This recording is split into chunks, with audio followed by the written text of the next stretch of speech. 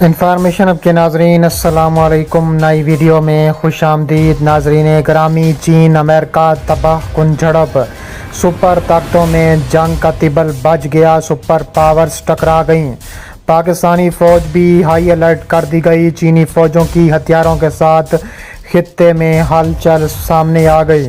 Video کی تفصیلات میں آگے بڑھنے سے پہلے ہماری ویڈیو کو ایک لائک ضرور کریں، ہمارے چینل کو سبسکرائب کر کے بیل آئیکن پر کلک کر دیں۔ ناظرین گرامی، چین اور امریکہ کی تباہ کن جھڑپ سامنے آ گئی، سپر پاورز آپس میں ٹکرا گئیں، سپر طاقتوں میں جنگ کا تبل بج گیا، پاکستانی فوج کو ہائی الرٹ کر دیا گیا۔ چینی فوجوں کی ہتھیاروں کے ساتھ بڑی ہلچل سامنے آ گئی۔ کہا جا رہا ہے کہ تائیوان تنازع پر چین اور امریکہ آمنے سامنے ہیں۔ تائیوان چین کا حصہ ہے، لیکن یہ چین اور امریکہ کے درمیان تنازع کا سبب بھی ہے۔ حالیہ دنوں میں ایک بار پھر تائیوان کی صورتحال پر امریکہ اور چین کے درمیان سخت بیانات کا تبادلہ ہوا ہے۔ معاملات کی سنگینی کا اندازہ اس امر سے لگایا جا سکتا ہے کہ امریکی صدر جو بائیڈن چینی صدر شی جن پنگ کے درمیان ٹیلی فونک رابطہ ہوا، جس کے بعد کہیں جا کر معاملات ٹھنڈے ہوئے۔ دونوں ممالک آپس میں بارڈرز پر ٹکرا گئی ہیں، دونوں جانب سے شدید تباہی کا اندیہ دے گیا ہے۔ اس کے علاوہ چینی صدر نے واضح کیا ہے کہ یہ اتحاد پرامن طریقے سے ہونا چاہیے، لیکن ساتھ ہی انہوں نے خبردار کیا کہ چینی عوام علیحدگی پسندی کے مخالفت کی ایک عظیم روایت رکھتے ہیں۔ چینی صدر سے ٹیلی فون پر بات کرنے کے بعد بائیڈن نے کہا ہے کہ میں نے چین پر واضح کر دیا کہ امریکہ ون نیشن ٹو سسٹم کے تحت تائیوان پالیسی پر کاربند ہے۔ امریکہ کے تائیوان کے ساتھ سرکاری تعلقات نہیں ہیں، تاہم وہ ایک قانون کے تحت اس جزیرے کو تحفظ فراہم کر سکتا ہے کہ اور وہ اس بنیاد پر تائیوان کو فوجی، ٹیکنالوجی اور دیگر سامان دیتا ہے۔ تائیوان کی حکمران سوئی اینگ-وین نے پچھلے دنوں بیان دیا ہے کہ ملک کا مستقبل اس کے عوام کے ہاتھوں میں ہے۔ انہوں نے یہ بھی کہا ہے کہ تائیوان اپنی سلامتی کو مضبوط کرتا رہے گا تاکہ کوئی بھی جزیرے میں طاقت کا استعمال نہ کر سکے۔ اگر اس نئے تنازع کی ٹائمنگ دیکھی جائے تو معاملات سمجھنے میں آسانی ہوگی۔ یہ وہ وقت ہے جب امریکہ ایشیا کے دوسرے خطوں سے نکل کر جنوب مشرقی ایشیا میں، جسے وہ انڈو پیسیفک کہتا ہے، پوری طرح داخل ہو چکا ہے، اور وہ بار بار نہ صرف اپنی اس موجودگی کا اعلان کر رہا ہے بلکہ تیزی سے ایسے جارحانہ اقدامات بھی کر رہا ہے جس سے اس کی موجودگی مستحکم ہوگی۔ ان اقدامات میں آکوس معاہدہ سب سے اہم ہے، جس کے تحت آسٹریلیا کو 12 نیوکلیئر آبدوزیں دی جائیں گی۔ اس کے علاوہ کوآڈ فورم کا غیر معمولی طور پر فعال ہونا اور آسان کی بڑھتی کارکردگی بھی اسی جانب اشارہ ہے۔ اس کے علاوہ تائیوان اور چین کے درمیان 1990 کے درمیان سخت ترین تنازعات پائے جاتے ہیں۔ ان دنوں امریکہ کی پوری توجہ انڈو پیسیفک پر ہے، جس کا تائیوان ایک اہم حصہ ہے، اور اسی خطے پر دونوں فوجیں آمنے سامنے ہیں۔ ظاہر ہے کہ اس علاقے میں دیکھی جانے والی ہلچل کا تعلق امریکہ جیسی سپر پاور سے ہے جو اپنی قوت منوانا چاہتا ہے۔ آج کے حالات اس دور سے یکسر مختلف ہیں جب 12واں صدی کے اوائل میں تائیوان ایشین ٹائیگر تھا۔ یہ تبدیلی چین کے عالمی اور علاقائی طاقت کے طور پر مستحکم پوزیشن حاصل کرنے کی وجہ سے رونما ہوئی ہے۔ شاید جنوب مشرقی ایشیا کا کوئی ملک آج چین کے اقتصادی اثرات سے الگ ہو سکتا ہو۔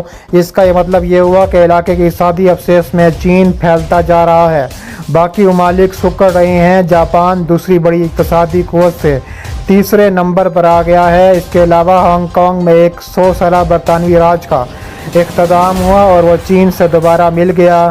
گو اس کی حیثیت بھی اسی چینی سیاسی فلسفے کی تحریر برقرار رکھی گئی ہے جسے ون نیشن ٹو سسٹم کا نام دیا گیا ہے۔ اس فارمولے کے تحت وہاں جو نظام یعنی مغربی جمہوریت طرز کی حکومت چل رہی ہے اسے ویسا ہی رکھا گیا ہے اور ایک ایڈمنسٹریٹر کے ذریعے چین کی حاکمیت اعلیٰ قائم کی گئی ہے۔ لیکن گزشتہ برسوں میں ہانگ کانگ میں خاصے احتجاجی مظاہرے ہوئے ہیں جنہیں مغربی دنیا کی مدد حاصل رہی ہے۔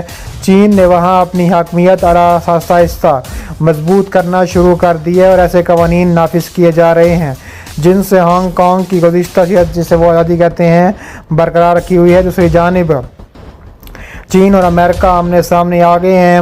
الاسکا میں ہونے والی 2 روزہ کانفرنس سے چند روز پہلے امریکی اور چینی وزراء نے ایک دوسرے کے خلاف جو تند و تیز بیانات دیے ہیں انہیں پڑھنے کے بعد اس ملاقات سے اچھے نتائج کی توقع رکھنا ممکن نہ تھا۔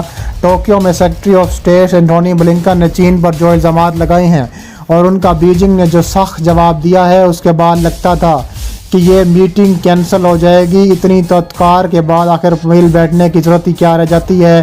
مگر اب سب کچھ ہو جانے کے بعد یہ کہا جا سکتا ہے کہ میٹنگ اس لیے ہوئی ہے کہ میدان چھوڑ دینے کی تہمت کوئی بھی اپنے ساتھ لینا نہ چاہتا تھا، اور شاید یہ بھی کہ جو کسر رہ گئی تھی اسے پورا کرنے کا ایک اور موقع بھی فریقین کھونا نہ چاہتے تھے، لہٰذا اس موقع سے خوب فائدہ اٹھایا گیا۔ مگر اس تکرار و تصادم کے باوجود کچھ اچھی باتیں بھی ہوئی ہیں جو اگرچہ آٹے میں نمک کے برابر تھی مگر انہیں غیر اہم قرار دے سکتا ہے۔ اینٹونی بلنکن نے ابتدائی کلمات ہی میں چین کے خلاف الزامات کی ایک طویل فہرست پڑھ کر سنا دی۔ اس میں ہانگ کانگ، تبت اور سنکیانگ میں انسانی حقوق کی خلاف ورزیاں شامل تھیں۔ اس کے علاوہ انڈیا اور تائیوان کے خلاف چین کے جارحانہ اقدامات کا ذکر بھی تھا۔ اینٹونی بلنکن نے 2 منٹ کی اس تقریر میں جنوبی چین کے سمندر میں بگڑتی ہوئی صورتحال کا بھی ذکر کیا۔ ان کے بعد جو چین کی کمیونسٹ پارٹی کی کمیٹی برائے خارجہ امور سربراہ ہیں، انہوں نے 15 منٹ تک دل کھول کر امریکہ کی خبر لی، جو طے شدہ پروٹوکول کے مطابق انہوں نے صرف 2 منٹ کے ابتدائی کلمات پر اتفاق کرنا تھا، مگر انہوں نے دل کا غبار نکالنے کے لیے اس موقع سے خوب فائدہ اٹھایا۔ 2 ماہ پہلے صدر جو بائیڈن کے حلف اٹھانے کے بعد سے اب تک دونوں ممالک جو کشیدگی کی پائی جاتی تھی، اس کے تناظر میں زبان سے کہا جاتا ہے کہ یہ ثانیہ تو کسی دن گزرنے والا تھا، اور اس ثانیہ یا کانفرنس کے آغاز میں آدھے گھنٹے کے بعد طے شدہ پروگرام کے مطابق جب صافی جانے لگے تو پہلے چینی اور پھر امریکی سفارتکاروں نے انہیں روک لیا۔ امریکی اخبارات کے مطابق فریقین اپنی عوام تک یہ خبر پہنچانا چاہتے تھے کہ انہوں نے خام ٹھونک کر حریف کے دانت کھٹے کیے ہیں، لیکن پھر نیشنل سیکیورٹی ایڈوائزر نے دوسرے روز میٹنگ کے اختتام پر کہا ہے کہ پہلے دن اخبار نویسوں کے جانے کے بعد معمول کی کارروائی شروع ہو گئی اور ایجنڈے پر جتنے بھی نکات تھے ان پر سیر حاصل گفتگو ہوئی ہے۔ گویا میڈیا کے سامنے آستینے چڑھانے والے کیمروں کے جانے کے بعد سنجیدگی سے اپنی ذمہ داریاں نبھانے لگے، لیکن وہ جو کہتے ہیں کہ آئینے میں بال آ چکا ہے، اب مفاہمت ہو کر بھی نہیں ہوگی۔ اس دشنام ترازی کو آئینے میں بال نہیں کھا سکتا۔ یہ تو گیسوے یار کا ستراس جو تخیل کی صدوں سے آگے تک پھیلا ہوا تھا، اور امریکی اخبارات کے انٹرنیٹ ایڈیشنوں کے مطابق پتہ چلتا ہے کہ میڈیا کے رپوش ہونے کے بعد فریقین نے اختلافات کو دلائل کے ساتھ پیش کیا، اور اس فکر انگیز مکالمے کے تہہ میں جھانکنے سے پہلے 2 اخبارات کی سرخیاں دیکھتے ہیں جو اس کانفرنس پر جمائی گئی تھیں، اور اس طرح چین اور امریکہ سرحدوں پر ایک دوسرے پر آمنے سامنے کھڑے ہیں اور ایسی خطرناک ترین جنگ کا آغاز ہو چکا ہے جو تھمنے کا نام نہیں لے رہی ہے۔